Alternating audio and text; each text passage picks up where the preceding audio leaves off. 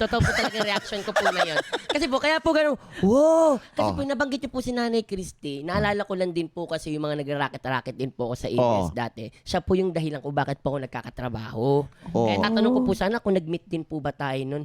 Alam mo, hindi kita maalala. Mas maalala mo ko. Siguro Ang nga po. dami-daming artista eh. Oo nga. So, Yun nga po baka ako nakita mo dyan. Pero hindi ko, parang wala akong natandaan na naikwento sa akin si Ate Chrissy na merong isang lumapit sa kanya Opo. at naging anak-anakan niya at binibigyan ka ng racket. Hindi po, yung nanay ko po kasing lumapit, hindi po talaga ako. Actually, kasi po, Bisaya po kasi ako. So, hindi po kami makapag-intindihan ni Nanay Chrissy. Kaya ang lumapit nun, nanay ko. Wala. Parang ano. Baka naman ginagamit mo lang siya. Ay, hindi po totoo. Ine-etchos mo Hindi lang po. ako. Totoo po yun. Wala kasi sa akin siyang nabanggit. Ha? Wala pa ba siya Baka, nabanggit?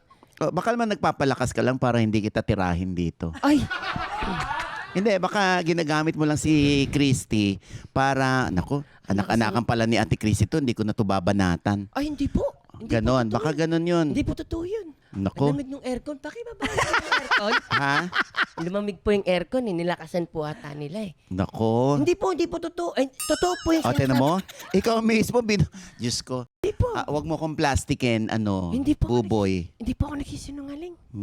Oo, totoo po. O, bakit umihina? Nagiging boses ka na ng Totoo po. santo. Ano ba yan? Hindi po, totoo po. Totoo ba? Totoo. Nag-meet po kami dati. One time, kaya ano po yung kay Era Pistrada po yung dati. Oo. Tapos nabigyan po kami ng racket. Baka charotera ka lang, ha? Hindi po. Hindi po. Wala po sa looks ko po yung charotera. Nako. Ba't ang tahimik? Wala sa looks? Wala sa looks o wala looks? Walang looks. Charot, hindi. Oh. Sandali, hindi ko na mapigilan. It's a prank! Kaya prank.